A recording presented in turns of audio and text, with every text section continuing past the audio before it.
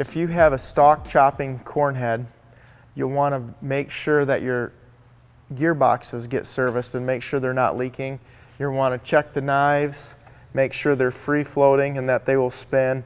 The demonstration unit here has everything locked up, but these blades will be able to spin around.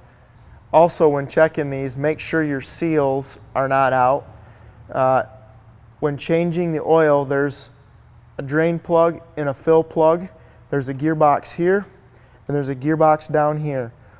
On the back side of this, there's a fill plug and a drain plug at the bottom. I strongly recommend running synthetic gear oil in these gearboxes. It greatly reduces the heat. When you're checking your stalk choppers, look at the shields surrounding it. There's one on each side that are metal like this. The ones on the outside tend to get beat up pretty bad. The guards seem to get ripped off a little easier. So verify to make sure that's not interfering with the blades and it's not ripping off. Also, in between each row unit, there's rubber dividers. Make sure those are intact, along with the rubber shield in the back. Make sure that is not ripped and torn apart.